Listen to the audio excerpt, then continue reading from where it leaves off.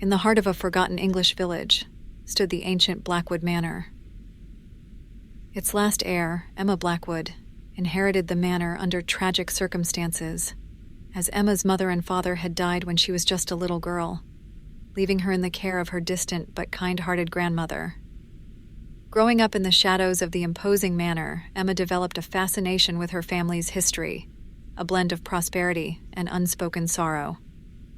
Emma was unlike the rest of her ancestors.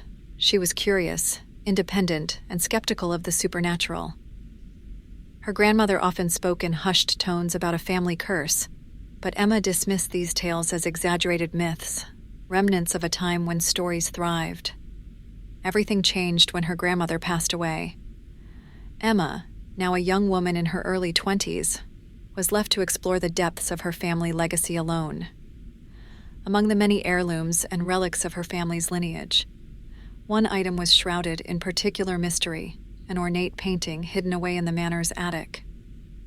After her grandmother's passing, she wanted to know more about her family's history, and she thought that the painting in the attic might shed some light on some of her ancestors. In the dimly lit attic of the old manor, Emma stood before an ancient, ornate painting that had been hidden under a dusty cloth for decades. The canvas, a haunting portrait of her ancestors, was rumored to be cursed. Her grandmother had always warned her about the family's dark legacy, but she never thought anything of it.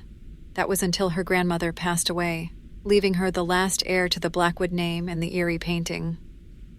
Emma's fingers traced the ornate frame as she looked at the painting, which depicted a line of her ancestors, each figure painted with meticulous detail.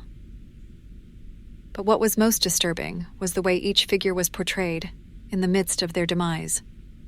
From the founder who drowned at sea to her great-aunt who fell from a cliff, every death was captured in horrifying detail.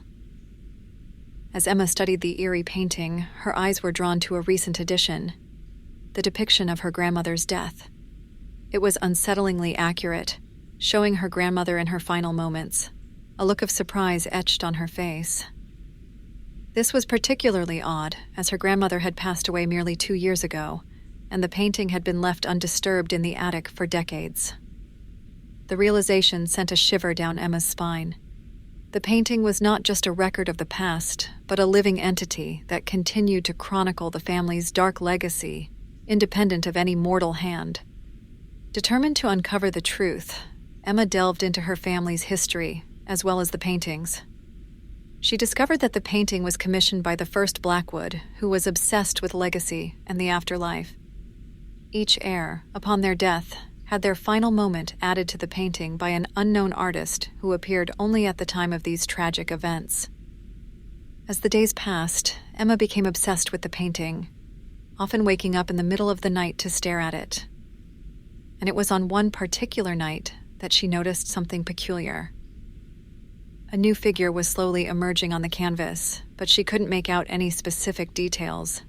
As the next couple of days passed, the image became much more clear, and she began to see that the image in the painting depicted a figure that bore an uncanny resemblance to herself.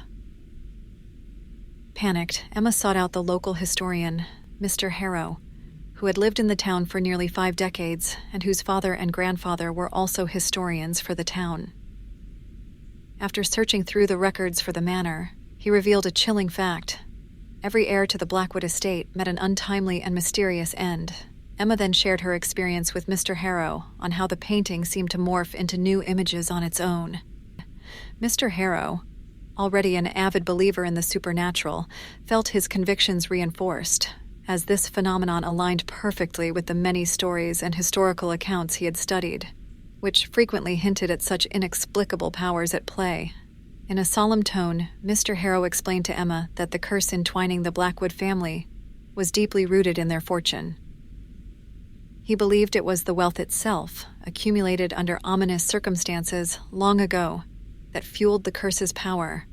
According to his extensive research and understanding of local lore, he believed the only way for Emma to evade the grim fate that had befallen her ancestors was to renounce her inheritance completely. By relinquishing her claim to the Blackwood fortune and leaving the manor behind, she could break the sinister bond that linked the family's prosperity to their recurring tragedies. This drastic measure, he cautioned, was her only escape from the relentless grip of the curse. On her last night at Blackwood Manor, Emma felt a swirl of emotions: fear, sadness, and a reluctant sense of relief. The manor, with its towering spires and shadowed hallways, had been both her sanctuary and her prison. Now, as she prepared to leave it behind, each creak of the ancient floorboards and whisper of the wind through the ivy-clad walls seemed to speak to her. She spent the evening walking through the rooms, her footsteps echoing in the vast emptiness. The portraits of her ancestors looked down upon her, their eyes following her movements with silent intensity. Emma felt the weight of their gaze, a reminder of the legacy she was about to sever. In her grandmother's study, Emma found the old leather-bound journals that chronicled the family's history. She thumbed through them one last time, the faded ink telling tales of prosperity, tragedy, and the inescapable curse. It was in these pages that Emma had first read about the mysterious painting, the omen of doom for each Blackwood heir. As midnight approached, Emma ventured up to the attic. The air was thick with dust and the scent of old wood. The painting, covered with a velvet cloth, seemed to pulsate with a life of its own. Emma hesitated, then, with a shaking hand, pulled the cloth away. Confounded, Emma gazed at her own image in the painting, which was now complete, depicting her standing in the attic. Yet it offered no clear indication of how her demise would occur in such a seemingly ordinary setting. This uncertainty only heightened her anxiety, as the lack of an obvious threat in the familiar surroundings of the attic made the prediction all the more confusing. In the dim, dust-filled lighting, Emma stood transfixed before the painting, her eyes locked on the image of herself. The floorboards creaked under her, the sound echoing eerily in the silent room. Her heart pounded in her chest, a mix of fear and anticipation gripping her as she pondered the mysterious absence of any visible threat in her painted likeness. As Emma took a step closer towards the painting, the floorboards groaned louder. Then suddenly, with a thunderous crack, the floor beneath her shattered, sending Emma into a free fall. Time seemed to slow as Emma plummeted downwards, the attic receding above her. She reached out, a futile attempt to grasp at the fragments of wood floating alongside her.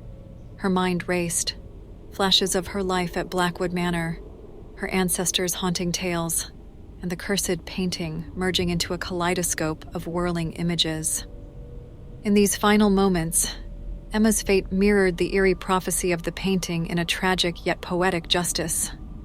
The Blackwood curse, a specter of the past, claimed its last victim in a silent testament to the unyielding grip of family legacies and hidden truths.